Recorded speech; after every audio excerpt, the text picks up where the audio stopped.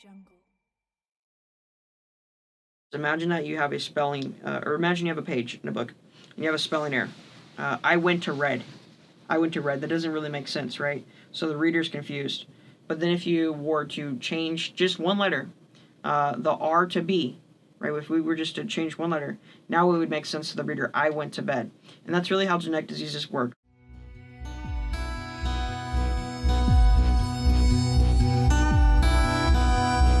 The whole concept for move is M, make a difference.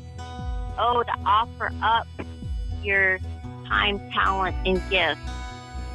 B, there's victory in the small things. And E, to encourage others. And so I started to move.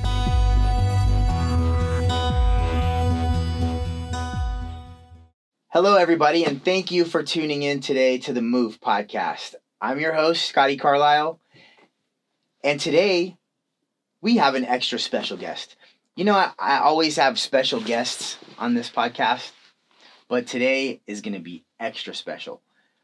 And the reason is Elijah Stacy. So I think you'll probably do a better job than I would at introducing yourself, but then we'll get into how we met and all that kind of stuff. So who are you? Well, I'm Elijah Stacy. I'm 19 years old. I guess what I'm probably most known for is starting a nonprofit organization, Destroy Duchenne, when I was 15 years old. So that's kind of what I do, and I do quite a bit of different things. But So, okay, Destroy Duchenne. Yeah. What is that? So Destroy Duchenne is the nonprofit I founded. And basically, it's an organization that aims to cure the disease that I suffer from, Duchenne Muscular Dystrophy. I can explain that, but our mission is to advance gene editing and gene therapy into human practice. So, to advance gene editing Yeah. and gene therapy That's correct. into human practice. That's correct. Okay, Yep. that sounds kind of complicated. Yep. Wait, how old are you again? 19. Gene editing. Yes. So, what is gene editing? Yeah, so gene editing is basically the ability for us to be able to edit your DNA code. And we can correct spelling errors, which is basically what the causes of genetic diseases. And so I don't know if you've heard of things like CRISPR-Cas9, it's always in the news, stuff like that. We want to be able to advance that so we can get into human practice and correct diseases for people that have Duchenne. And just really, I want to see all medical science be advanced forward in general so that people can not have to suffer from the diseases the way they do today. So, gene editing, it's basically is something that goes in that, is it CRISPR or CRISP9? What is it, CRISPR9? What is that? CRISPR-Cas9, yeah. So, CRISPR-Cas9. So that's a form of gene editing. Okay, and it just goes and finds it some gene and it... Yeah, so how does that work? Yeah, so how it works is it's really cool. So basically, CRISPR, right, is bacteria's immune system, right? And so we discovered that. And what it does is it has these certain slots, basically. And what happens is when a virus tries to inject itself into the bacteria's immune system, CRISPR, what it does is it remembers that DNA, basically, that the virus is injecting in. And once it remembers it, the next time that virus tries to inject itself into the bacteria, it already has it remembered. So it remembers that specific DNA code. And what happens is the Cas9 protein, that's the other part of the CRISPR-Cas9, right? The Cas9 protein, it goes in and then it destroys that viral DNA once it identifies it. So it uses it as a defense mechanism against viruses. And so that's bacteria's immune system. And so what we figured out is that we could do the same thing where we can basically use that and then go inside your DNA, find the part of the DNA that you want to cut out or edit.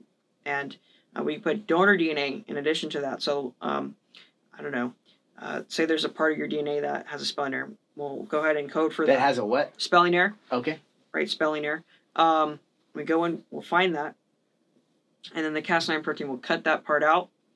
And what we can do is attach donor DNA to it, and then your body will naturally accept the donor DNA, and then it'll just substitute it in. So the way I like to explain this to people is imagine that you have a spelling, or imagine you have a page in a book, and you have a spelling error. I went to red. I went to red. That doesn't really make sense, right? So the reader's confused. But then if you were to change just one letter, the R to B, right? If we were just to change one letter, now it would make sense to the reader. I went to bed. And that's really how genetic diseases work, right? You have Duchenne, you have a spelling error, and so if we could just fix that, then this disease wouldn't keep progressing. We'd be able to halt the disease. And scientists have already done this, right? We've done it in mice. We've done it in dogs. We've even done it in a patient with Duchenne's heart cells outside of the body, right? Ex vivo. And so it's really cool stuff. And like, I'm really, really excited about it. So it's my mission. It's our organization's mission to get this into human practice so that we can minimize human suffering. I like that. So you've obviously had Duchenne's for a while. Since I was born. When did you? Oh, since you were born. Yeah, you're born with it. It's a genetic disease. Oh, got it. Mm-hmm. And so tell me a little bit about your family. In terms of what? Just in terms of who, like how many people in your family? Who you know? Yeah. So my mom and dad, I grew up on the football field with my dad. He served as the head football coach at Roosevelt High School. He opened the school up. So I've always been there. It really helped me develop my competitive spirits. I'd say that being on the football field also has ingrained, teamwork into me and working hard and entrepreneur type of values, right? And then, my mom's really, really nice lady. She cares about her kids more than she does herself. She's just a great lady, the greatest woman I know. And then I have my older brother, Will. He's in the Army Reserves. He's also a paramedic. So he's a really, really cool guy. And then there's me. I'm second oldest. And then my little brother, Max, he passed away actually when he was 14. And so he had Duchenne, but he also had other health. How long ago was that? 2019, January 3rd. 2 years ago. Yeah. So that's a whole story itself. That's really significant. So significant that actually I wrote 2 chapters in my book about Max. Right. So out of any person, he's got the most chapters in my book. And then my littlest brother, Kai, he's 13 and he has Duchenne as well. So what's the middle brother's name again? Max. Okay, so Max, when did he was born with it as well? Yes. And what's the time frame between you guys? How much older are you than him? 3 years. And then how much older was he than Kai? 6 years, I think. Got it. So you gotta love the background noises. Sometimes it makes it more exciting, depending on what's going on. But so you said that it's significant, but I don't know what that means.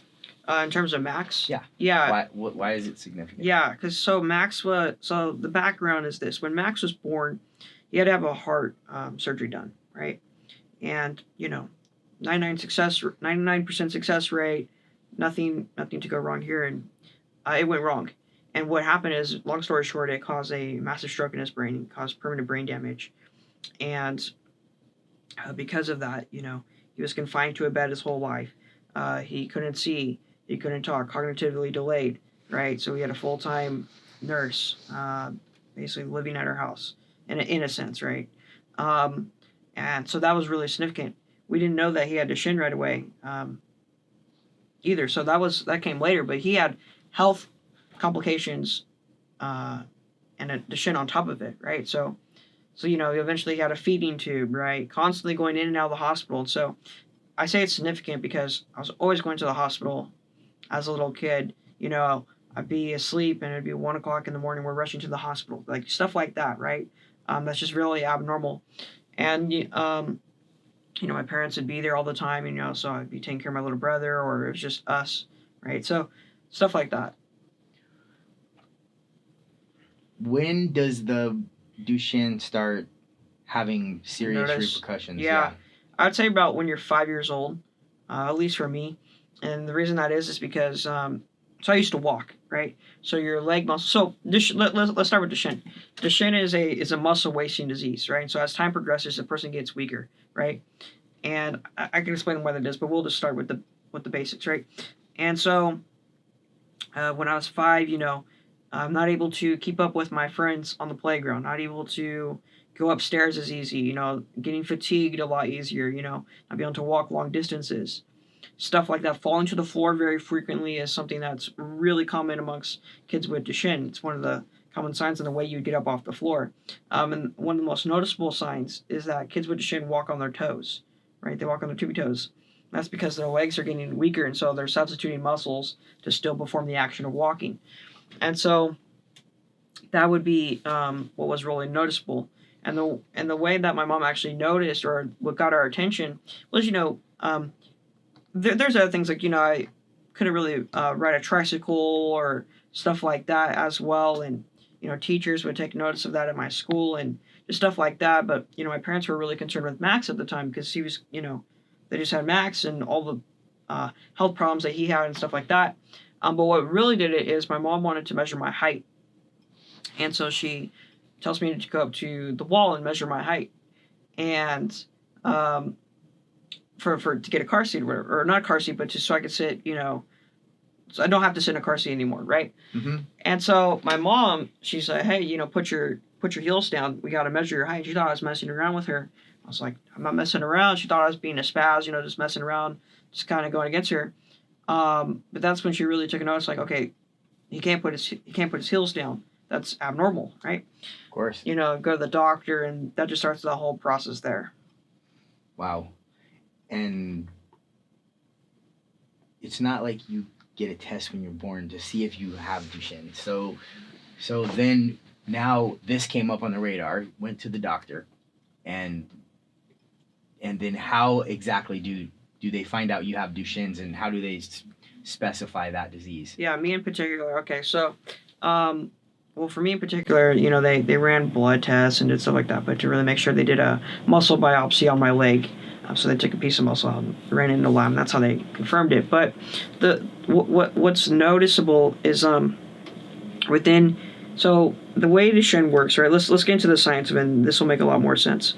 So inside of your myocyte cells, your muscle cells, you have this thing that kind of acts like a pillar, or what I call a support beam. At the top, you have the cell membrane, right? And that regulates the cell, what comes in and out of the cell, and that's really important, right? Mm-hmm. And so then what holds that cell membrane up is called the, it's dystrophin, right? It's the dystrophin protein. And basically this acts, like I said, as a pillar. So imagine you have the roof, cell membrane, and then imagine you have the support beam, dystrophin. But my blueprint, if you will, right, that builds this house doesn't encode for the dystrophin, right? So it's lacking dystrophin. So every time you contract your muscles, right, that cell membrane rips, that roof caves in on itself. Right? Got it. Because there's no support beam to hold it up. It's like invisible. And so inside the cell, you have proteins which get activated at unnatural rates because you have things entering the cell, chemicals, calcium, for example, and that activates the protease and it tells the cell to self-destruct. So that's why muscles are deteriorating faster than they should be, because that dystrophin is missing, so it's letting in unnatural amounts of chemicals. The other reason I bring this up is because another enzyme gets released, which is called creatine kinase, and that gives basically energy to the cell. So that's why people with Duchenne, especially kids, they get very fatigued because their energy part is getting released unnaturally in unnatural amounts. And so here's the main point. Within your bloodstream, if you see a high level of CPK levels, right? Creatine kinase. Mm-hmm. You see high levels of that. It's a good indicator that the person has Duchenne because it's off the charts. It's ridiculously high. Got it. It's just releasing all of the energy. Yeah. And then which has a bunch of other repercussions that they probably don't even have a good handle on, I can imagine. Yeah, probably, yeah. But the main one is, the muscle cells are going to deteriorate. Right? So now they find out that you have Duchenne. Mm-hmm. How long until you had to use a wheelchair? Yeah, so when I was 11 is when I lost my ability to walk. And I was always the type of person that, we had the wheelchair before I was 11, and it was in the garage. And I'm the type of person that, I don't like when people say, oh, yeah, doctors say, hey, why don't you use this wheelchair? My parents, wheelchair. And I look at the wheelchair every time before, going in the garage, I'm never going to use that wheelchair, right? I was stubborn. I was determined never to use the wheelchair. Had to use the wheelchair, but that's just the type of mindset that I'm in. I never wanted to let this disease get the best of me, and I still don't. Right? I still do everything the same, but yeah, I was 11 when I became a full-time wheelchair user. And now you're in a wheelchair, and your little brother Max was already in a wheelchair? No, he was confined to a bed. So his whole life he's been confined to a bed. Yeah, and then he passed away when he was 14. Wow. Okay, and then Kai, when did it start affecting Kai, and how did that happen? Basically the same thing, 6, and I think he went in a wheelchair around 10, 11, around that time. Got it.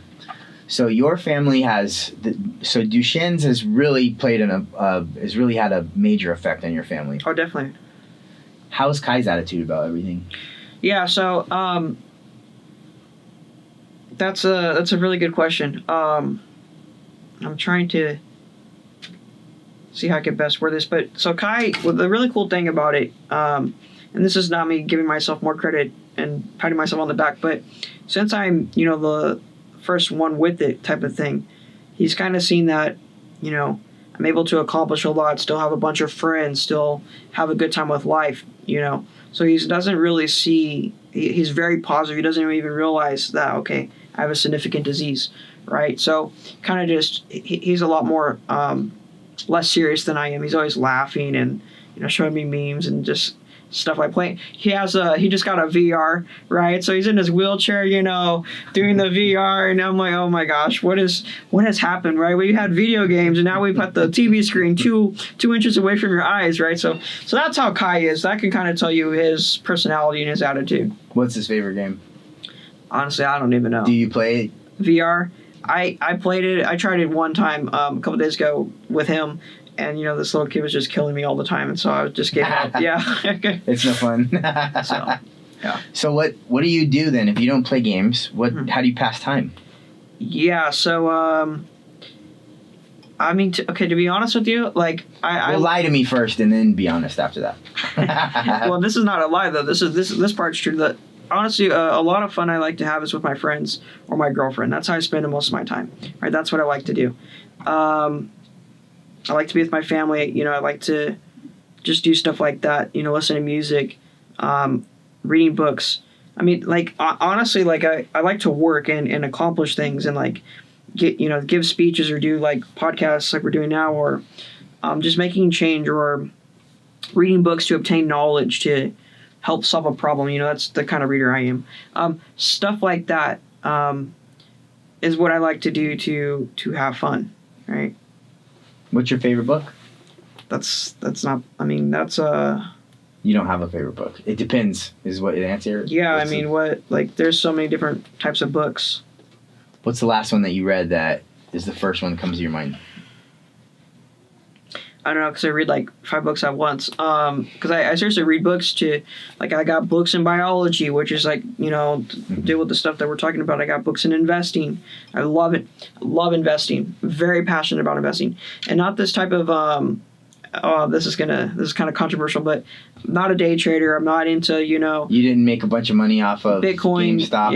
Yeah. Or Bitcoin, none of that. So, but I love that, Warren Buffett's my guy, right? So I fully follow his philosophy and stuff like that. Do you have any investments? Yeah. A lot in of the it. stock market or Yeah, definitely, okay. Yeah. A lot of it. So we can talk about that if you want, but talk about anything, man. Okay, I'm just curious. I'm curious what happens with Elijah, Stacy. In terms of investing, I so for growth stocks, right? My philosophy is really this. I'm really big on. So I don't really buy into the whole notion that, learning this stuff can make you super rich or whatever. And I don't think that should be the goal, right? And I don't think everyone needs to be a millionaire or billionaire. But I think that with the proper financial education, you can be, financially free in the sense that you can have enough assets that cover your expenses to where you can do what you want. Or even if you can't even do that, you can still have additional income, another source of income coming in to where you can cover things and just make life easier, right? That's what my belief is. And so I'm really big on dividend investing, buying companies that literally just pay you cash just for owning them. I'm real big on that, but then I'm also real big on growth stocks, and I think that CRISPR, right, is a great place to get invested in. DNA sequencing, anything along the lines of that, I think it's going to really grow in it, and it has. So what about pharmaceuticals? Do you have, how many medications? Do you have to take a bunch of medications? Not very many? For Duchenne? Yeah. For Duchenne, yeah. I take what is called deflazacort, so I really only just take about one medicine, yeah. Well, that's it's a steroid that's supposed to stop inflammation. And we explained inflammation earlier, right? We explained it with your cells deteriorating, right? That's inflammation happening. Got it. So, and I was just curious because the pharmaceutical company that has that medicine, would you buy that stock, or have you bought that stock? Honestly, I don't know if any of the companies I own that. Really, the pharmaceuticals that I'm interested in I'm interested in people that are going to, or companies that are going to do things with either gene editing or gene therapy. I fully agree with that. 100%. It's the next frontier. 100%. And the thing is, too, is I don't know if you know who Kathy Wood is. She's an investor, but she's super, super big on that, and she's probably the biggest CRISPR investor that I know of. But no, I mean, I understand the science and the stuff very, very well, and because of that, I'm very confident that it's going to work, and so I think it's a great investment. Warren Buffett, right? He says to have your circle of competence, right? And don't invest in things that are outside your circle. This is my circle of competence. Other things I don't know as well, I'll leave that. I won't touch that because I'm not going to just invest in something I don't know. Just because someone tells you it's a good investment doesn't mean that you should invest in it. You should invest in things that you understand really well, right? So investing isn't just I think at least, it's not just a thing that you just, it's not something that you just kind of do here and there, but you got to really do it's not easy is what I'm saying. It's a lot of work if you want to do it right.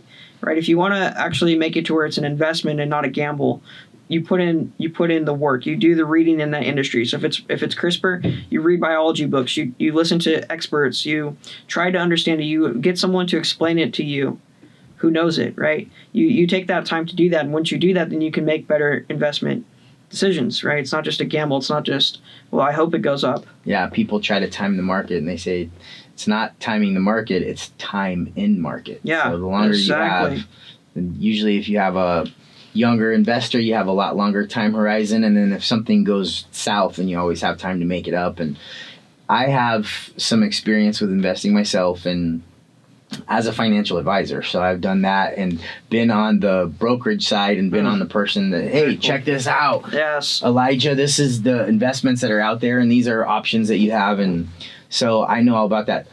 I rarely, if any, I'm trying to think of any 19-year-olds, 18 or 19-year-olds.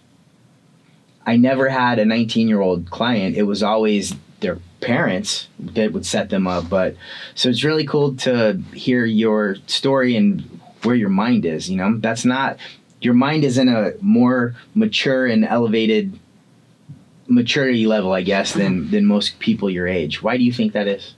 Definitely. Well, you know what? I don't know, actually. I would. It's easy to go because you're in a wheelchair, because you had a lot of adversity, and I definitely think that's a huge factor. But, talking to my mom and parents, you ever seen that movie, or not even seen it, but just heard of the movie Boss Baby? Yes, It comes out with this little suitcase with a suit tie on. Yes. My parents said I came out like that.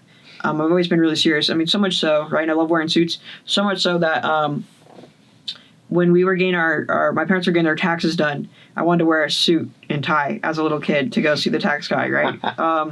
So I don't know. That's cool. I've always been serious. I think growing up on the football field and seeing my dad, and that made me serious. And I don't know. I guess I'm just born that way. It's kind of hard to explain, but I definitely think a combination of that and the wheelchair and just stuff like that. I think that's why I've matured faster. I think I really think that maturity isn't a maturity has nothing to do with age, but maturity has to do with adversity and experience, I think, at least, right? The more adversity someone goes through, I think the more mature they're going to be, right? It doesn't matter, because look, I'm gonna keep it real. There's a lot of people who are 30 years old who are very immature, and it's like, dude, you're 30 years old and you act really immature. Where you have some kid who's 16 who maybe they've struggled financially, maybe they've lost their parents or divorced or just something that is significantly, hard. And they're a lot more mature than that person that's 30 years old who's had a privileged life. So I have noticed that around my friends and just people and my life. I like Bruce Lee's quote, ask not for an easy life, but the strength to handle a hard one. Mm-hmm, mm-hmm. Have you listened or read any of Bruce Lee's books? No, I haven't. But that quote, that sounds interesting, because that sounds like what he's getting at there is that character is the most important thing in like a hierarchy of things to care about. And I would fully agree with that too. It's one of the main lessons of Stoicism, right? Is that your character should be prioritized. I mean, it makes sense too, right? Kind of going into that, if you're cool with that. I'm cool with that. If you think about it, right? If you're rich, having good character is important, because you need to take good care of the money and use it in the right ways. If you're poor, having good character will help you endure that poverty, right? If you have so it's not a matter of being rich, right? That doesn't matter.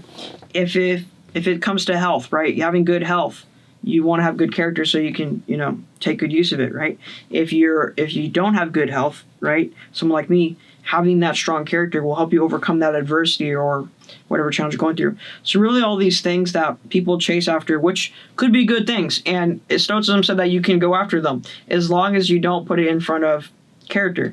What that means basically is, you want to get rich, and let's say you have a kid or something, you wouldn't sell the kid in place of a Lamborghini or something like that, right? Because that's very bad character. That's like evil thing. That's an evil thing to do, right? So you want to put character first. Have you read Marcus Aurelius' Meditations? I have. I love that book. Do you have any favorite parts of that book? Honestly, I don't know. It's a good. Okay, let book. me tell you my favorite part. Okay, go ahead. So he gets up. So the whole first part of the book, he is thanking Dad, thank Mom, thank Uncle Jimmy, thank every possible person. Look at it from like a bird's eye view type of thing, right? When he says and it's all about appreciation, right? Because if you have a lot of appreciation, it puts you at a certain state of being. 100%. So the whole first part of his book, he's thanking everybody for what they have taught him or what he has gleaned off of them. And then he talks a lot about the good, and his statements are, a lot of people don't understand the good, because they will try to manipulate, they will try to lie, they will try to mislead, they will try to take advantage, they will try to hurt, they will try to all of these things. But if somebody tries to hurt you, that is their own destiny. That's their character, and that creates their own destiny, not yours. So if they lie to you, it's okay. And he says, for me to get mad at people for lying to me, or misleading or hurting or all of these, would be ludicrous for me to get mad at that. It would be the same as me getting mad at a fig tree for producing fig. Do you, that's an interesting thing that you just said. Do you know if Marcus Aurelius was a determinist? Like scientific determinist? Like, did he believe that everything was a matter of like destiny and fate? I don't believe so. I think that he believe. You know what? I don't know. That's the real answer. I don't know. I read it, and he was a philosopher, and he was being prepped to be the emperor. So, and he had a very long time that he was being prepped. So he saw the political environment and how things happen, and he saw this person backstab that person who backstabbed him, and all of those things. And when he took the reins, he ended up doing very well. And so I don't know about him being a determinist. So if anybody out there knows better than I do, I invite you to let us both know, because I'm sure we'll look it up after this, maybe if there's any record of him, taking that stance on anything. So, but so he's somebody that I have, and that helped me when I read it. It helped me with something that I was going through at the time. And so I was going through a lot of hard things for me to handle. And it was like, no, you know what? I can't get mad at that person, because that person doesn't know. That's like me getting mad at a fig tree for producing a fig. That's ridiculous. So people are going to do that. That's just people, but it doesn't have to be me. Somebody lies to me, it doesn't mean I have to lie to them. So, and then... So Stoicism, and you have anybody else that you like to mention, or things that you've read that... In terms of Stoicism? Yeah, in terms of Stoicism. Epictetus. Yeah, definitely Epictetus. I mean, just hearing about his condition, right? Once again, it plays on that theory I have that people who suffer the most build like the best philosophies on life, right? He was a slave, and I believe his slave master broke his legs, so he was crippled, right? And so it's weird. I find myself saying similar things to him. So it must be that experience of living with that level of adversity, but in terms of not being able to walk.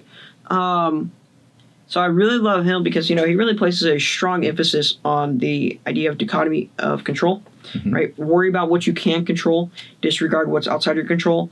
And the other really key part of this, right, is that a lot of things are not within our control, right? They're just not, right? I cannot make you like me. I can be nice to you. I can influence it, right, by how I act. And that is within my control.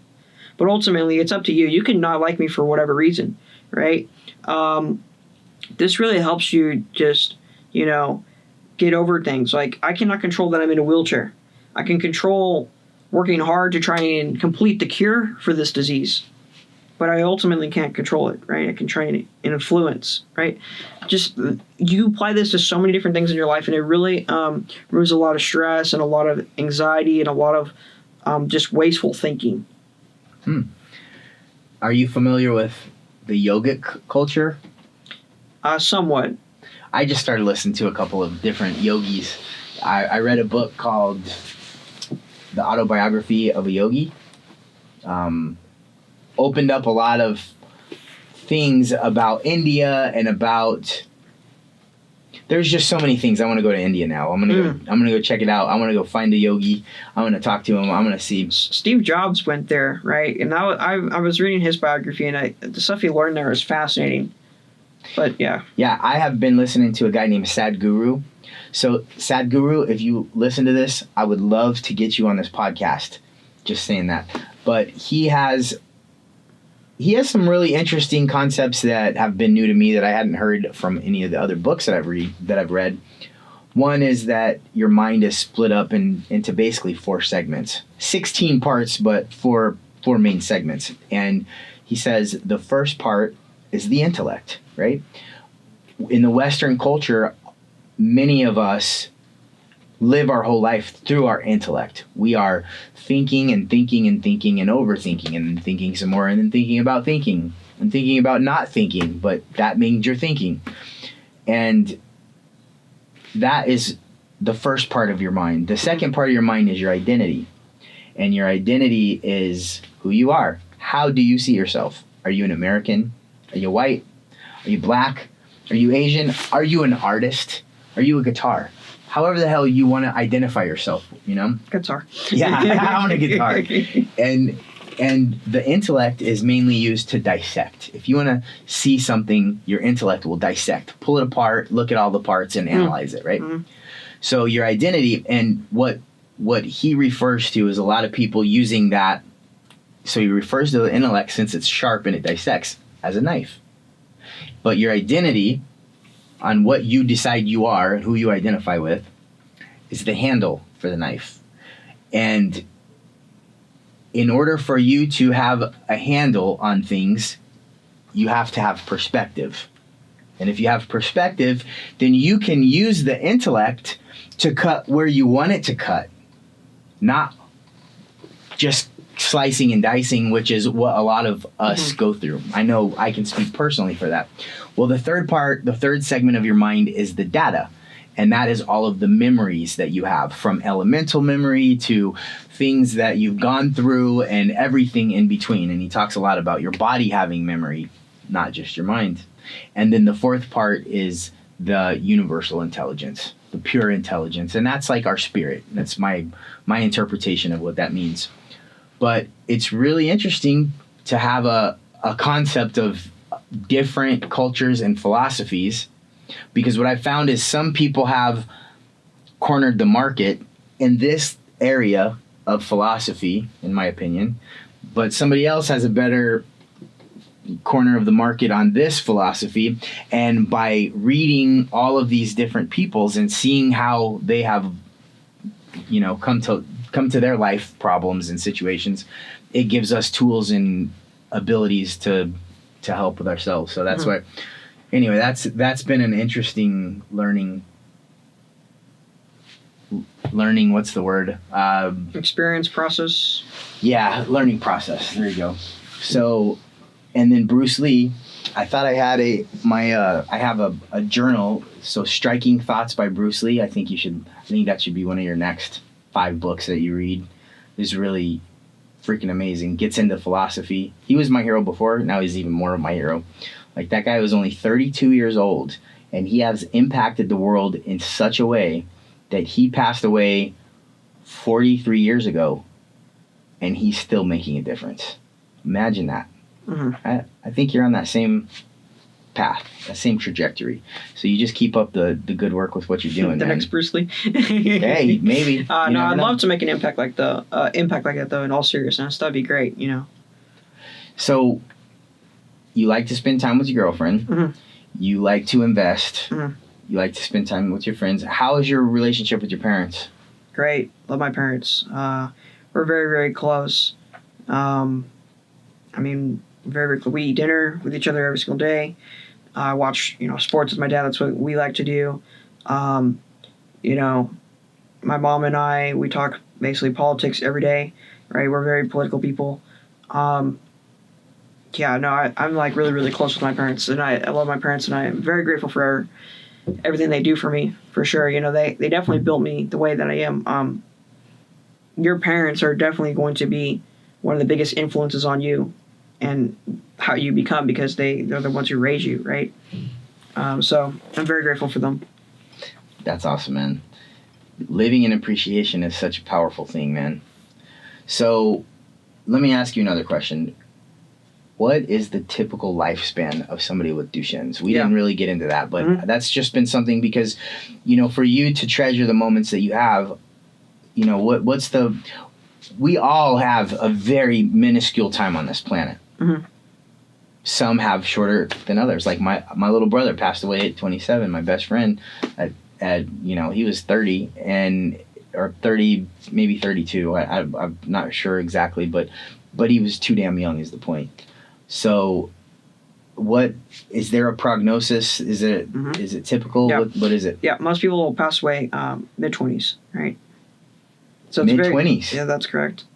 So it's very, very Holy serious, shit, man. very progressive. Wow. So I need to complete the cure now. So we better get on this like lickety split. Mm-hmm. That's the thing, though. I think this is what I would want people to know when it comes to the organization, is that we can complete the cure, right? Like the official slogan, right, of Destroy Duchenne is not find the cure. It's not let's hope for the cure. It's not the cure's 100 years away. It's not we don't know how to cure this disease. It's literally trademarked complete the cure. That's what the official slogan is. It's not a matter, like I said, of finding it. It's a matter of getting it done. And there's really one thing that we have to figure out how to do. And then we completed it. Wow. Damn, man. So, politics. Mm-hmm. You talked to your mom about politics. That's correct, yeah. And don't you have some other podcast or something out there where you talk politics? What is that? With my friend. It's called Middle Ground. And basically, so we debate, different issues from a left and right wing perspective, and just leave out all the, political nonsense, right? All the name calling, labeling, all that stuff, and really just try to let the truth win out, let our reasoning and the facts, right, present all that best arguments for the audience to listen to, and just let the truth win out. So that's what that's about. Are you left or right? I tend to lean on the right. I can't talk to you anymore. No, I'm just kidding. So what are some of the arguments that you've had with so then your partner is the left, right? So what are some of the arguments you guys have had? Well, so we, in all fairness, we've been running this podcast, but it was just like we called it Conversations with Brian and Elijah. Well, we now rebranded it to Middle Ground because we realized all we do is talk politics. So let's give it a more political name. But like the first one we did is probably the most controversial thing that you can debate, which is abortion. Right, so we got into that. Oh, wow. Yeah. So what are your thoughts on abortion? Oh, wow. Okay. Come on, man. Yeah, who gives a shit? We're here to talk and very good. be real. Yeah, so I think abortion, this is really interesting. Do you know Charlie Kirk? I should, but I don't. The name sounds Charlie familiar. Kirk. Yeah, I just did a podcast with him, too. A couple weeks ago, and we did a we talked about abortion, but yeah, I'm 100% pro-life for sure.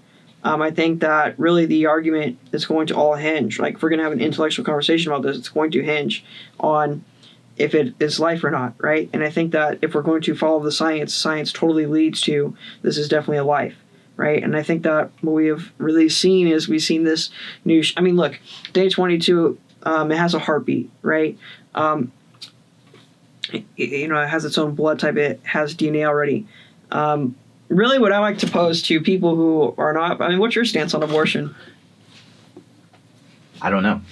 My stance, I have a very unique situation as well. I had a son that was born as a 24-weeker, so he was born 16 months early. Mm-hmm. And he had a 10% chance of survival, and he had a bunch of surgeries that he had to go through. Mm-hmm. And that's the reason that this podcast exists. He has impacted, that situation has impacted my life so profoundly. Yeah. And yeah, he was alive. He was alive at 24 weeks. Mm-hmm. And guess what? He was alive before that. And so now, was he alive? Is there a question? In my mind, no. There's not a question. Yeah. If he has a heartbeat, in my opinion, which is right here, in my opinion, he is alive. Now, what the rules of engagement are when you are a female and what I can dictate to you and not dictate to you, that's a hard one, man, because I see. there's a lot of stuff. I see your stance, and I think that's a really cool story about your son, and that's amazing, right? Mm-hmm. And I love that it's impacted you. But I think the whole idea, really, that men or women, like men can't talk about it in particular. That's really a logical fallacy. That's an ad hominem. That's attacking my character of being a man, and not the idea of this is a life or not, right? Because right. If we agree that murder, if we use some reasoning, if we agree that murder is wrong, and then we agree that this is a life, and then we're taking that life, then we are committing murder. If that is true, if these premises hold up, then the conclusion using holds. the Socratic method, right? That's deductive reasoning, yeah. Mm-hmm. So that's what that is when it comes to that. And so I really think that, if we just go down the whole list, I think that all the reasoning, if we take emotion out of this, which is a very emotional thing, of course. If we are just really having an intellectual conversation, then I think that the arguments hold up. Okay. So, and then what other topics have you guys argued about? Yeah, so come on, I like this. This is good stuff. So something else too, which I'm really into is philosophy and like metaphysics and meta ethics. And so meta ethics. That's correct. Yeah. Okay. So we debate all the time. Basically the existence of God, right? Does God exist from an intellectual point of view? Not just, I was raised this way and this is what my belief is or what I know. Like do we have good reasons to believe certain things, right? Because really I'm the type of guy who just wants and you said something earlier today, which I thought wow, I never heard that before, and it really impacted me. You said that I accept reality more than most people probably do, right? And I think that's really interesting because intellectually, I always want the truth, right? I don't want, I'm on the right and I want my side to win. No, I want the best thing to win out. So if the left had something that's right, then I'm going to the left. I believe in God, right, for the reasons, and we can get into that, which I hope we do because I think it's so awesome and fun. But if someone can prove to me that God doesn't exist, then good, I want them to. I want the truth at the end of the day. The truth is at the hierarchy of what matters, in my opinion, right? And so we just let the truth went out. But I bring that up is because, there's something about me that, really just wants the truth at any cost, right? I just want the best argument, the best, most factual thing that I can get.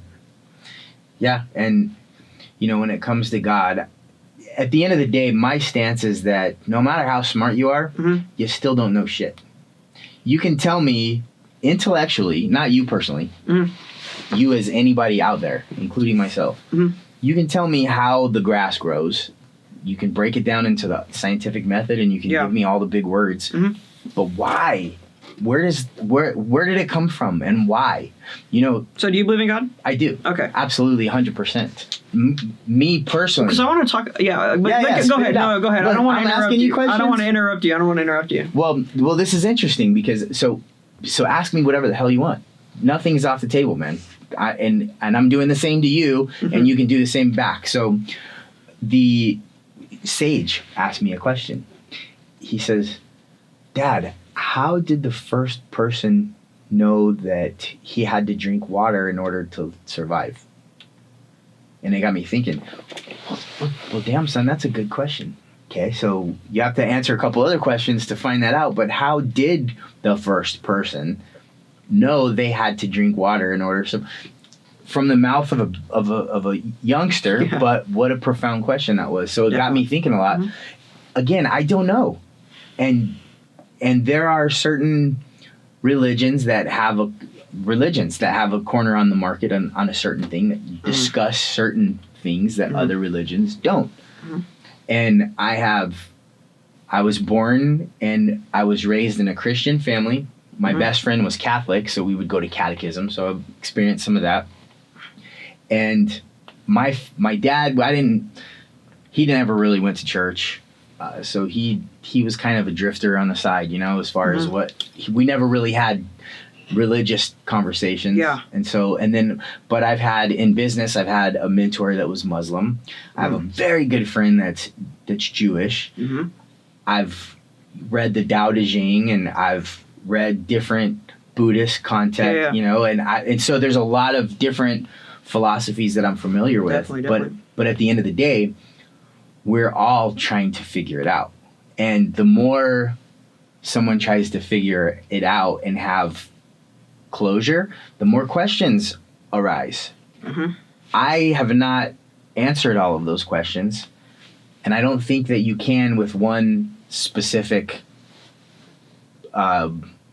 religion or context. But again, yes, spit it out. I could be wrong. So what was your question? That's good. That's an interesting. So there's a lot I want to say on all that. I think that was really good stuff.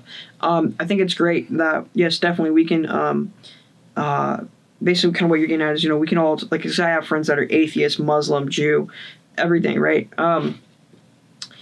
We can tolerate other beliefs, but that doesn't necessarily mean that they are true. Right. And so that's I guess it's a controversial statement, but I mean, look, I'm here for the truth at the end of the day. So, that's what I want. I care about the truth, right? I don't care to be popular. I care to be right. I care for the truth, right? Right in that meaning true. But do you think that there's more than one truth?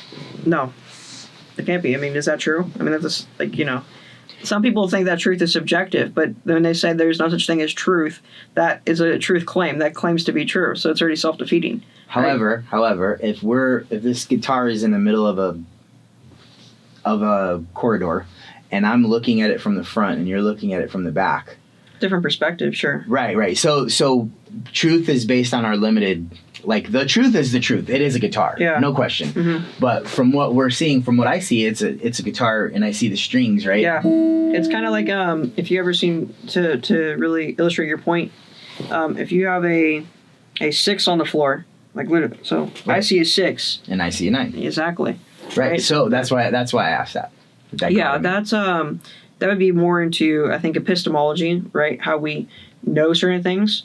But it doesn't change the fact that there's something there on the floor, right, that we both see. But what I wanted to get at is science and God do not conflict, right? It's a popular belief today that people think that, okay, science disproves God. And I always ask them, well, what does that mean? Because I honestly, in my personal opinion, a lot of the times it just sounds like a cop-out, because then I ask them and they don't really know. They don't really have a good reason. I actually think that science proves the existence of God, or definitely adds to it. I mean, I don't know if you've heard of things like the cosmological argument. No. What is that? Okay, exactly? So it's the Big Bang. It plays into that, right? Okay. So basically, it's a deductive statement. It basically says that everything that begins to exist has a cause. Right? That's premise 1. Premise 2 is the universe began to exist. Right?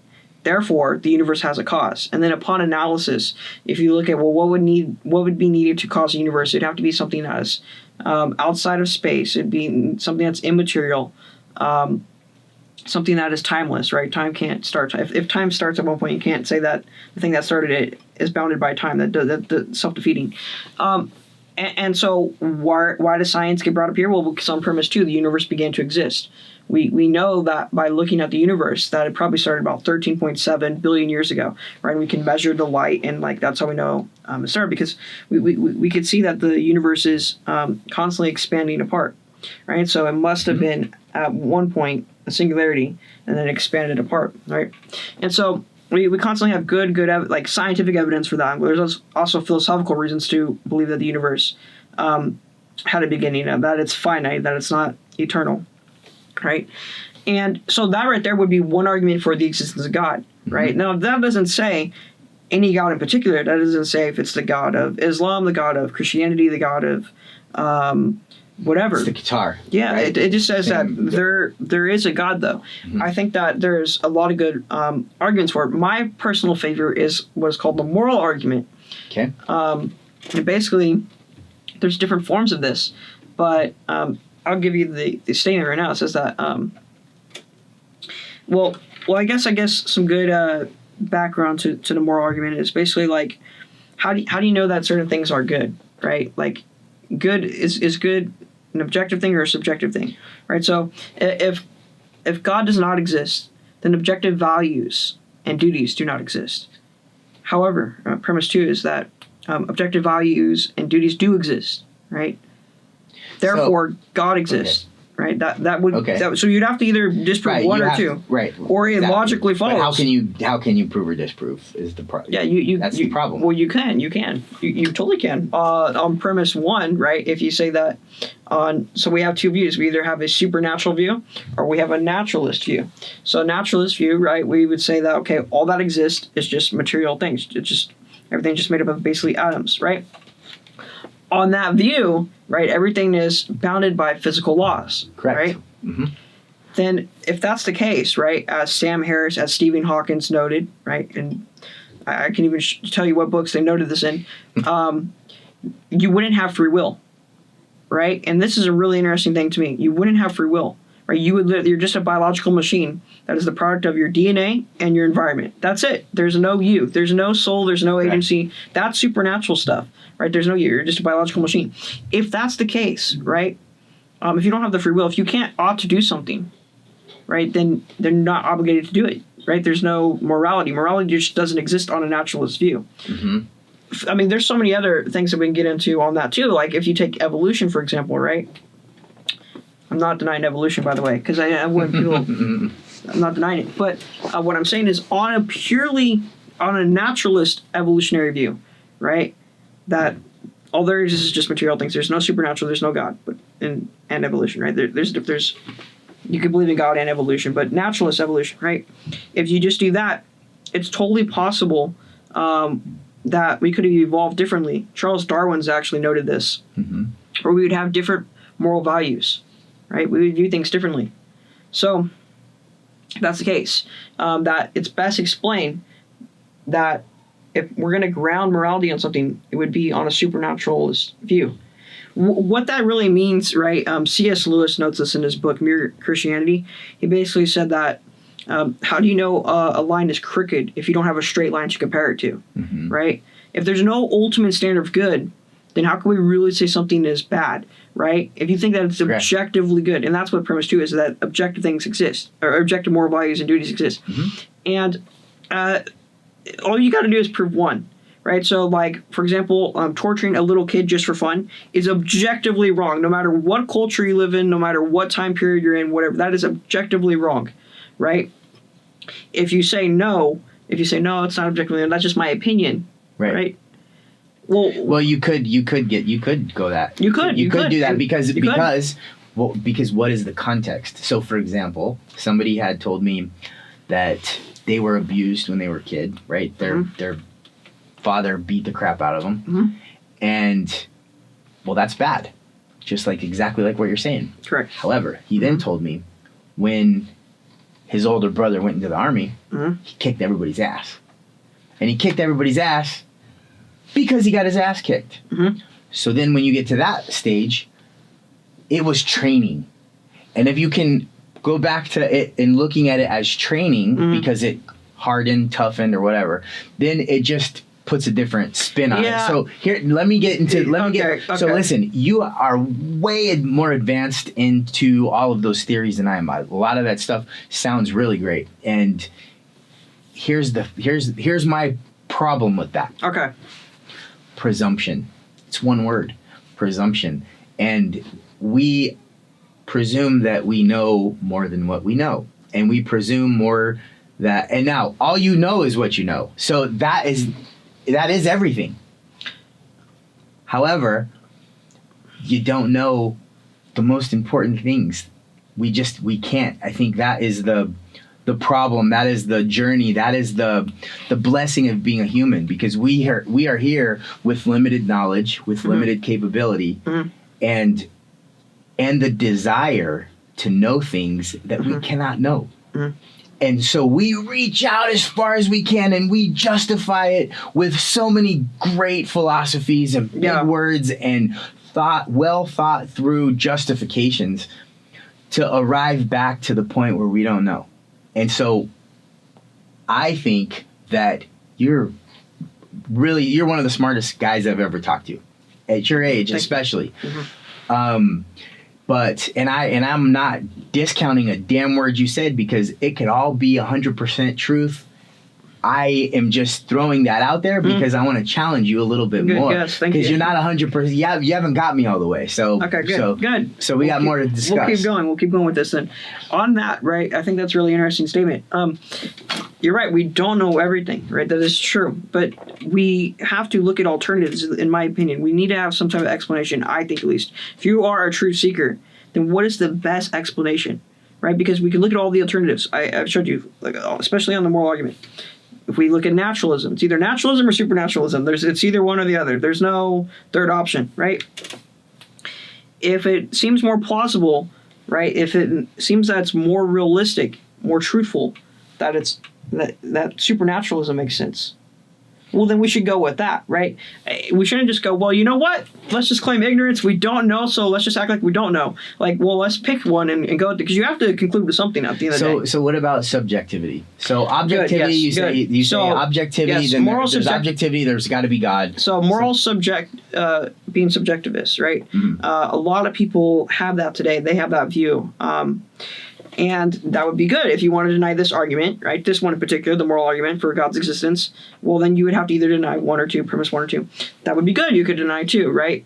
I just think it's really hard to deny that. For example, we're having a conversation right now. So one, you could say, well, yeah, other people, you can kind of look at it outward and say, yeah, I don't know. It's my opinion that you shouldn't torture a little kid for fun, but that's just my opinion, whatever. The thing is you think that morality is subjective, then my question to you and anyone who's a moral subjectivist, why do you expect people to behave a certain way towards you? Like, you expect me to be honest with you right now, right? We're having an honest conversation. We're being truthful, right? If we're trying to be honest and truthful with each other, that right there is an objective moral value, right? And so,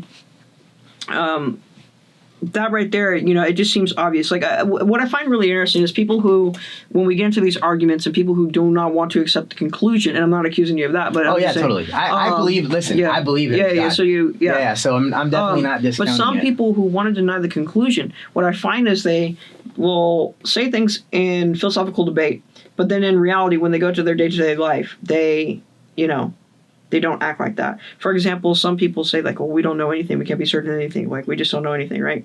But then they, go about their day-to-day life and they act like things do exist, right? Or, like, I had a person once tell me that he's not certain that he exists himself. And I said, well, okay, that's interesting. Who's asking the question then? But when it comes to moral subjectivism, in particular, you may say, well, yeah, it's all just a matter of opinion, right? My opinion of how we should treat people and whatever. But then the thing is you go around every day, especially on Twitter. I see you on Twitter. I see you on social media. If you're you being somebody that's arguing this point. Yeah, like me. Someone. Yeah. Okay. And they go, oh, this person's so bad, they shouldn't have done that, or I can't believe this politician said that, and they act like these things are objectively bad. Why are you acting like it's objectively bad when you don't think that objective values and duties exist, right? It's just their opinion. It's literally like, if you're a moral subjectivist, what this really means is it really means that you think torturing a kid for fun is bad. That's just your taste. That's just, you like chocolate ice cream, I like vanilla. I mean, that's literally what it is. It's just an opinion. And you're saying bullshit. because there are certain things that bad is bad. Exactly, and we both know that. We just don't want to, we both act like that, and really how you act is how you believe, right? And so no one really believes it. So the argument is really, I think, really sound, really good, and it's one of those arguments that affects your day-to-day life, right? The cosmological argument, how the universe, how did it come into existence? Well, you don't really have to think about that every day, right? But how you treat people, you do that every single day. Right? How you're treating me, how I'm treating you, right? We do that every single day. So, again, you can convince me that there is a God on paper. Okay. Intellectually, using deductive reasoning, using the Socratic method, using whatever tools that you pin me down, and damn it, I have to admit that there's God. So I'm going to say, bam, I admit that there's God. Okay. But inside, I may still not believe there's God. Okay? Okay. Role reversed. Okay. My personal situation. When I heard all of that stuff, when Sage was going to be born in 10%, and he was going to most likely have birth defects, and then most likely be blind, and really consider the doctor's going to ask me if I want nature to run its course, I should really consider that. And I lost my shit. I started crying out loud. I was in a lobby in New York, and I called my mom, and I'm like, no, you do everything you can to save my son. And I had one of those helpless moments, and I prayed to God out loud, God, please save my son. Please don't let him be born tonight. Mm-hmm. I will do everything I can to be a good man and to do good things. And so I made deals. Now, Sage is in there, and he's 8 years old, 7 years old. Wow, time flies. He's 7 years old. He's not 8 yet. 7.5 if you ask him. And that, to me, it has nothing to do with intellectual, has everything to do with the personal experience. So I believe in God. I believe there's a God because of my personal experience of what happened with me. Mm-hmm. I can't recreate that experience for you. You have to have your own experience. And then it's kind of like purchasing something, right? We buy on emotion, and then we justify with facts. And it's similar with God. Now, where I get caught up in things is to me, it's all about layers, and it's a spectrum, and I don't understand all of the different wavelengths, and I can't see all of the colors, and I'm very limited in my capability of understanding all of that. So I revert back to my feeling. I take that out of my intellect because I don't believe I can truly understand that, and then I own it in my heart. And that's where I personally feel that. So, but again, I can't give you that experience. Now, obviously, you've had an experience that has made you believe in God. Well, maybe not obviously. See, this is where presumption comes in. We have all these assumptions, mm-hmm. but at the end of the day, we don't really know because we don't talk about everything that we're thinking. We jump to conclusions so we can get on with our day. Mm-hmm. Have you had an experience, if you drill down, how do you, aside from all of the arguments, do you believe in God? And what happened to where you made that distinction? Yeah, so, I mean, I was raised Christian, but, 11 years old is when I really started to go, okay, well, why is this true? And started really looking up, reasonings and stuff like that. So really, I would say maybe I'm, I don't know what the right word is, but maybe I'm trying to convince myself of this, but I truly do believe that, no, I look at this really from an intellectual point of view. I mean, all the time I'm trying to ask questions that, I don't want to say challenge God, but question to better understand him. But really, I mean, I'm open to someone disproving God. Let's let the best arguments go at each other and let's see what the, Yeah, so I'm constantly totally doing that all the time. And I'm reading opposing sides and stuff. I just think it takes, there's a title of this book. It's a pretty good title, but I think it takes more faith to be an atheist than it does to be someone that believes in God, at least. But I definitely have had experiences I would say that I think are God, right? Those personal experiences that you are talking about, for sure. But really, I don't, because you can put this on the reverse. I don't really ground my belief in God on that, because there could be times where You could have indigestion. you're frustrated, you're mad at God, you don't want to believe in God, but then logically, wait, God exists, so why would I deny logic, right? Mm-hmm. Yeah, it's an interesting thing. Have you heard of Zen and the Art of Motorcycle Maintenance? That sounds interesting. No, I haven't though. Very interesting. You're going to love that one. So right next to Bruce Lee, you're going to need to get that Zen and the Art of Motorcycle Maintenance. But You're going to have to send me these, yeah. oh yeah, totally. This guy just goes to left field on talking about quality. And he talks about objectivity and subjectivity. And where does that come from? What is quality, right? So I can look at this guitar and I can say, that is a damn nice guitar. You can look at that guitar and you say, that is an ugly damn guitar. Yeah. Right? Subjective So we're both taste, subjective, right? But at what point, there's also objective qualities of the guitar. The wood. Mm-hmm. It's a guitar. It's a guitar. And so there are objective and subjective qualities on this same instrument that we're both looking at. And so what his whole thing is about where subjectivity meets objectivity, it raises to another level, and that is the dimension of quality. And he goes in a lot more detail, and it'll be something for your overactive mind to chew on, and I think you'll get a lot of good information about that. It's just all about perspective, right? And so again, what I try to do is I try to step back and look at things in my own context. So I come at it through a feeling approach, and you come at it through a thinking approach. Both of them are okay. One has a better stance in a particular situation than the other, and vice versa. Definitely. Probably, yeah, definitely. Yeah, but at the end of the day, Montaigne is another philosopher that talks about presumption, the presumption of man, and that's another interesting thing. That guy was a French philosopher, and just one of the most real. When you read his stuff, you're like, wow, I could totally relate.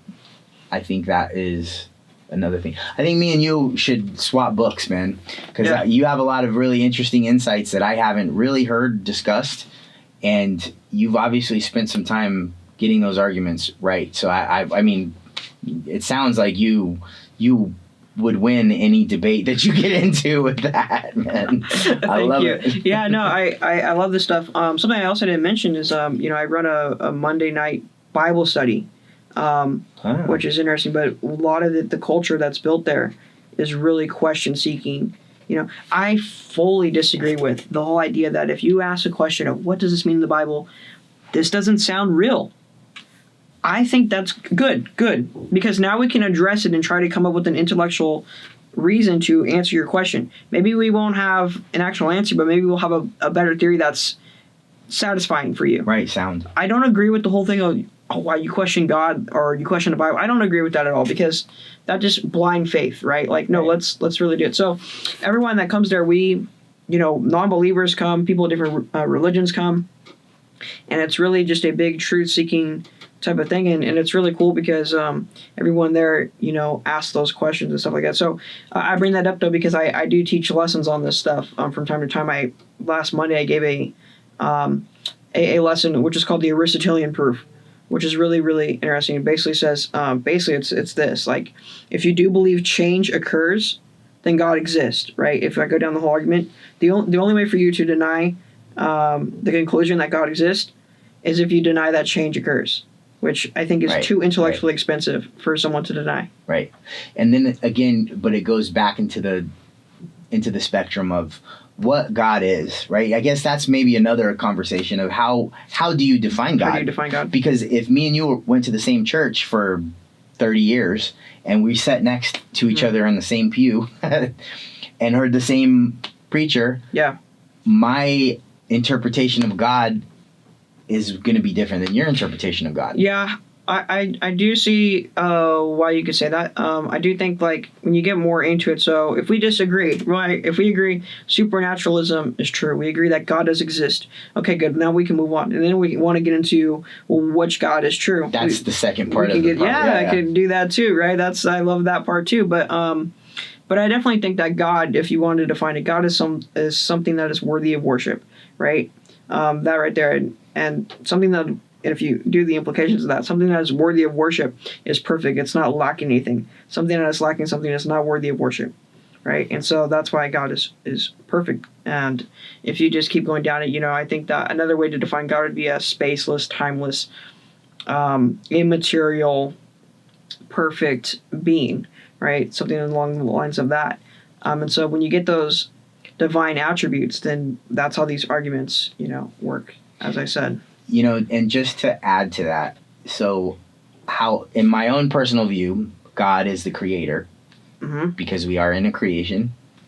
And what I've been toying with in my mind is my ability to create.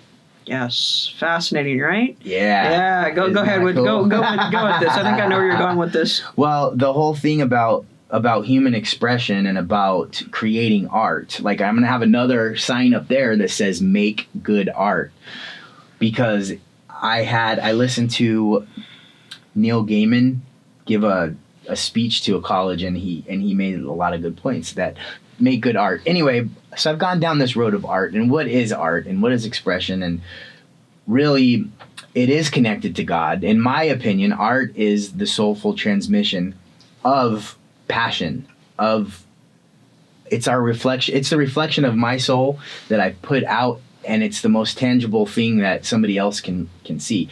And my creating, talking about somebody that's perfect or something that's worshipable is, to me, by creating art and doing good things. Now you can create art with drawing, with speaking, with whatever it is. That is my offering, and that is my respect, and that is my gratitude and appreciation for my maker, for me to make other things that are good and to continue that thing. So it's just an interesting little philosophy that I've started to develop in my own mind. Yeah, no, I think that's interesting you bring up art, because I was talking to some people actually from we call it Monday service. And it says in the Bible, right, if you go down that, it says that we were created in God's likeness and his image. And so that's interesting because what does that mean? Like that's a big statement itself. Like, what does that mean? But I think that one of the things that makes us distinct from other species is our creativity. It's our ability to imaginate things, right?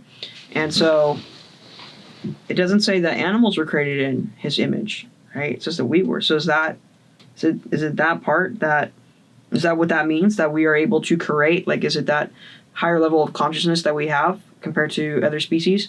Because God, right, can also be defined as a mind, right? There's a fascinating there's fascinating arguments about that too, which I think are really cool. But if God is a mind, we're created in his image, and we all have minds of ourselves, and that's what seems to be different from you and a dog, right? One of the major differences, right?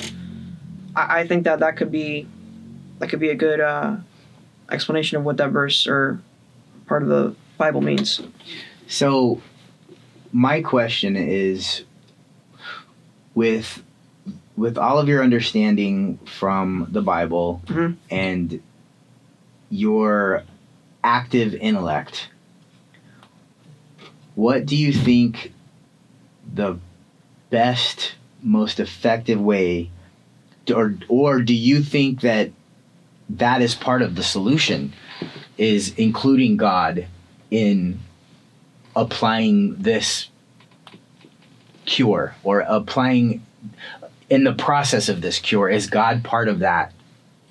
Is it are your emotions, what's the spectrum do you think is the best way to tackle this problem? To complete the cure for Duchenne? Yes. Well, I definitely think that, God, definitely has a role in this. God, if he wanted, he could just cure me today, but there's obviously a reason why he wants me to go through this. I don't know why that is.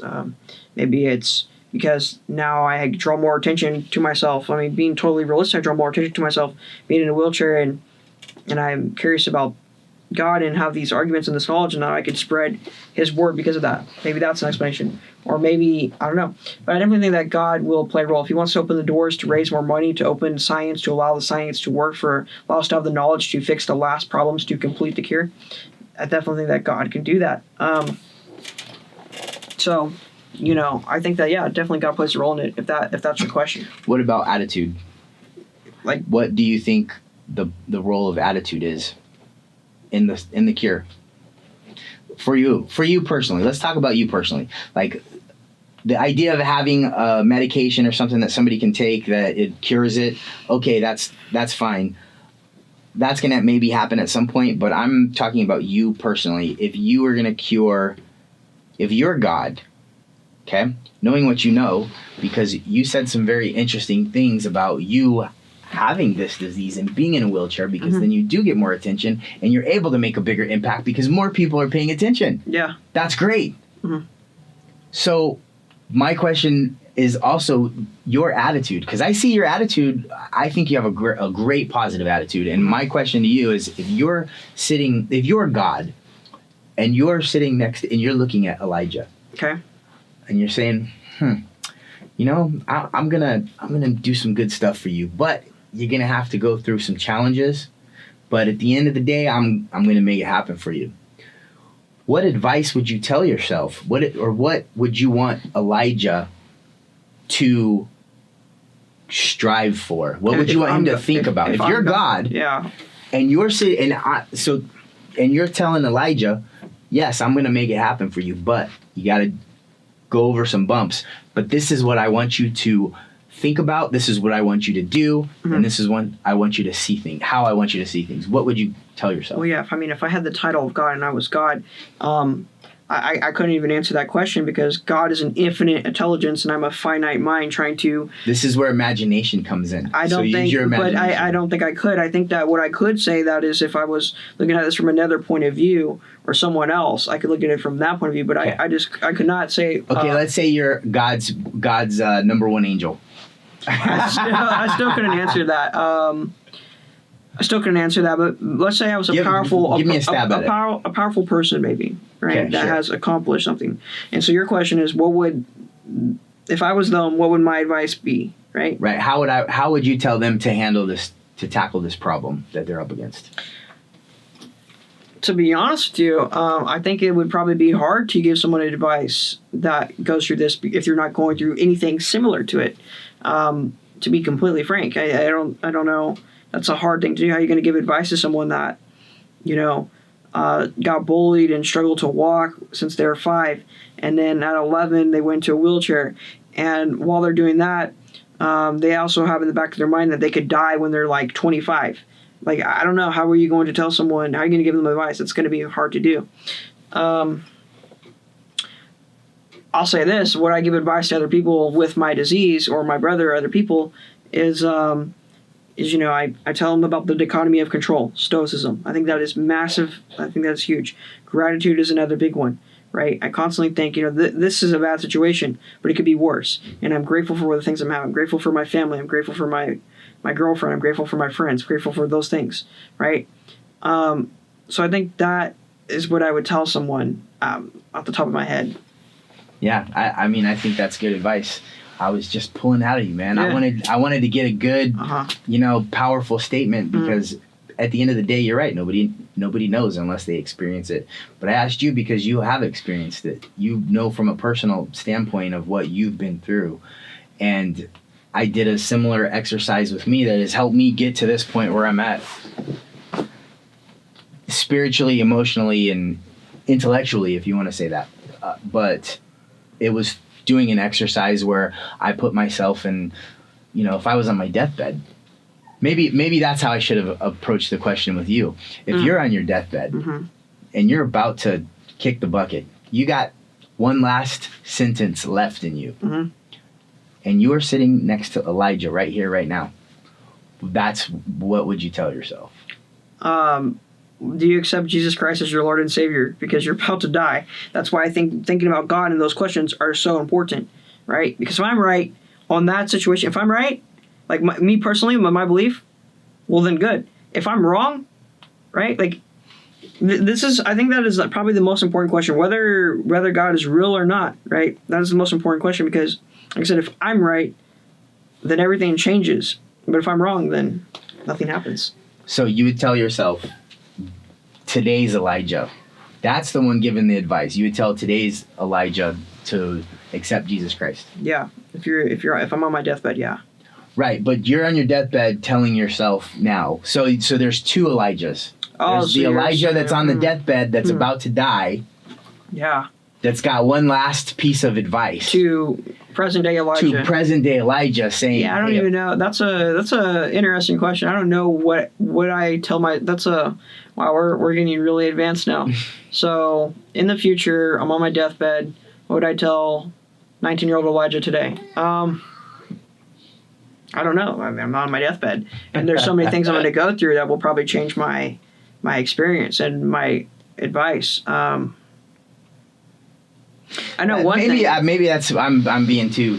This was my personal experience, so it doesn't work the same for everybody. I was going through a very rough time in my life where I felt like the world was just closing in on me, and I was numb to a point, and I didn't understand, and I was questioning God. Why is this happening to me on so many fronts? It's not just one thing; it was a bunch of things, and I just couldn't understand it. And my coping mechanism was for me to think about if I was on my deathbed, because then I would have a different perspective. Right now, I think the world's closing in on me, but if I was on my deathbed, that means I'm going to get out of this thing that I'm going to do right now. And what kind of enlightening advice could I give myself at this point? Because I was struggling. So that is the context that why I created that little practice, that little thing. So it's not something that you have to obviously answer right now, but it helped me through a very rough time. Maybe in the future, if you are struggling through a very rough time, that might be a little practice that you can try. Might be enlightening in a certain way. Yeah, no, I think what you're kind of getting at is like the emotional aspect of God. Like, why do certain things happen, or why is my life this way, or whatever. And that's kind of why, like I said, I ground my belief in God on an intellectual, logical basis, not so much my personal experience, because life could get really hard, and then you just want to, blame God or act like, he doesn't exist or whatever. But if the truth is that God exists, then there's no reason why you shouldn't believe in him, unless you just want to deny the truth, which is, I don't know why you'd want to do that. Right. Man, I love it. I'm having a good time. I'm learning a lot from you, and it's great to have this little debate. I'm just trying to think, is there anything else that we haven't touched on that... My book. So what do you mean, your book? Yeah, so I wrote a book when I was basically 16. The whole book is a lot of the things we talked about: gratitude, dichotomy of, okay, we got a lot to talk about on this, so let's talk about this. So, my book, I wrote it when I was 16, and it's a memoir of my life, right? And the way the book works is really, really cool. It's a life story.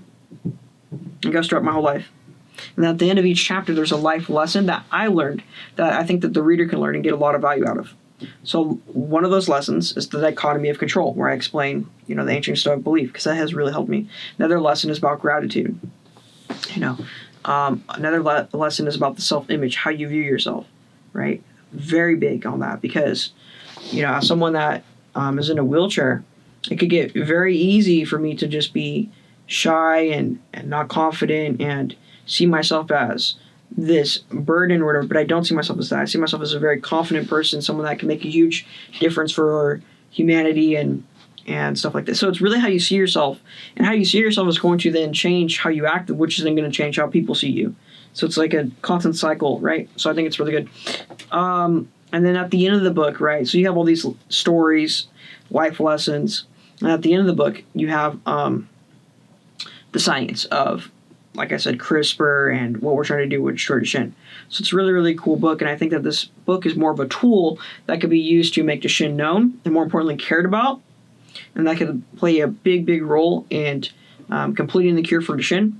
But I think the book, just reading it, could just really help people with their day-to-day life, with becoming a developing stronger character and stuff like that. The book is titled A Small If, right? And I want to explain that, right? This is the important part. So and this is really why I wrote the book to begin with, where I got the idea. So when I was 16, I went to my doctor's, right, orthopedic doctor. And, he does the x-rays on my spine.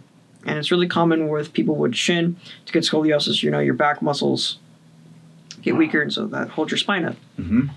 And so it was getting worse and worse, but I never really took it too seriously. And what happened during this one was this doctor's appointment is they looked at the spine, and it curved so much that I would now need to get spinal surgery, right, where they put a metal rod in your back to straighten it out. And this is really common with people with Duchenne, right? And so I kind of always denied until this day, and so he's really pushing in. I look over and I see my mom crying. My dad's got his head down. They're all sad. And he's starting to get real serious about it. He's explaining, we have a bunch of doctors who do this all the time during the summer. We'll do it during the summer because we want to avoid a flu season. They do this all the time. It's a really good group of people. He's getting real specific with it. So I know he's very serious. And so then I was like, hey, could I just not have the surgery? Because, I'm smiling as my mom's crying, because in my mind, like, my whole life has really consisted of this, where people tell me I can't do something, and then I go and do exactly that, right? And so I'm like, okay, can I just not have the surgery? And he's like, well, you don't have to, but I as your doctor, I want to put my foot down and really encourage you to get the surgery. I'm supposed to. Then I was like, hey, you know what? If I was able to reverse my spine, could I then avoid having to get the surgery? I don't want to get the surgery. I don't want to have a metal rod on my back. That sounds scary. Don't want it. And he's like, once again, I don't want to give you any false hope. I've never heard of anybody doing that, right? It's basically a medical impossibility. He's never heard of anyone reversing their spine being that crooked and then straightening it out. It's like, but knowing you and your character, I will give you a small if to be able to do that. So from that, as soon as I heard that, I thought, okay, good. So I started doing everything. I started going to physical therapy. He signed me up for physical therapy. Went there twice a week. Sometimes, I'd be on the mat really working out and stuff. Sometimes they'd strain me out, like my legs and stuff, and it would hurt so bad that I'd just bite down on my shirt because I wanted it that bad. I wanted to do this. It was not even just I wanted to avoid the surgery. It's like I wanted to prove. And I love my doctor, but I wanted to prove my doctor wrong. Like, I wanted to do the impossibility. I love that. I get fired up when people say I can't do something. I get so much motivation to do it, right? I call that lesson in my book rocket fuel. I'll have to explain that. But so I did that. I even taught myself how to cook in my wheelchair, right? So I'd be cooking, so I learned how to do it, driving the chair, washing my hand, so like all kinds of stuff. I wanted to eat healthier because I thought if I lose some weight, it might relieve some of the pressure off my back. I took the x-ray, hung it up on my bedroom door. And so every morning I would remember, okay, that's my mission for today, is to do something to improve my spine, right? I would literally visualize myself making my spine straight. I'm a very big believer in visualization. I even visualized all the hard work that I had to go through it. I visualized my spine being straighter. And I even visualized celebrating and how it would make me feel once I pulled this off. Right, so I visualized myself getting a big Oreo shake at the Shake Shack in Newport. It's kind of by where my doctor is. And so 4 months later, after I'll give you a small if, I go to the doctor's. I'm confident. I'm smiling. I got off the X-ray table smiling and like fired up. Like I basically took this as like a sport. Like I was just fired up. I love it. We going into my room, my doctor's room. And I see my doctor looking up at a screen, and he's like looking up at it in awe. And I'm like, yeah, I already know this is going to be straight. He pulls up in my office, or in the doctor's office, and I see the spine, and it definitely looks straighter. And I'm like, that's definitely straighter. He comes in, he looks at it, he's like, yeah, you did it. You pulled it off. It's definitely straighter. And so just like I visualized too, we went to Newport, got that shake, right, and celebrated at the Shake Shack. So that's why the book is called A Small If, because really my whole life has been like that. And really, it might be a small lift to complete the cure for Duchenne, but all I need is a possibility to do the impossible, right? And that sounds like a contradiction, but like, it's supposed to be an oxymoron. But, things that seem like you shouldn't be able to do, you just got to find that small sliver of like possibility and just hold on to that and just go all at it, right? So that's why the book is called A Small If. Man, that's a great thing to end on, because what a profound. Anybody listening to this podcast, I'm so happy about this podcast. They're gonna not from anything that I said, but you were great. So Thank you. This is a good thing. Now, if somebody wants to get in touch with you, how are they going to find you? Yeah, so there's many different ways. I would say that you can follow me on social media. It's at Elijah J. Stacy on all my social media: Instagram, Twitter, LinkedIn, Facebook. Right, you can just search my name, Elijah John Stacy, or my, what is it? Your handle at Elijah J. Stacy, or you can follow Destroy Duchenne, the organization. It's at Destroy Duchenne on social media, or you can go to the website destroyduchenne.org, and Duchenne is Duchenne. Okay, and we will have notes. We will have show notes. So anybody, if you didn't remember how to spell that word, just look it up on the website and we'll give you that information. Elijah, thank you so much for visiting, and I really appreciate the lessons. And I hope whoever listens to this there's gonna be a fire lit, and maybe they're gonna say, well, just give me a small if. Yes, definitely, definitely. All right. Well, you heard it, people. Thank you for listening and tuning in. And until next time, au revoir.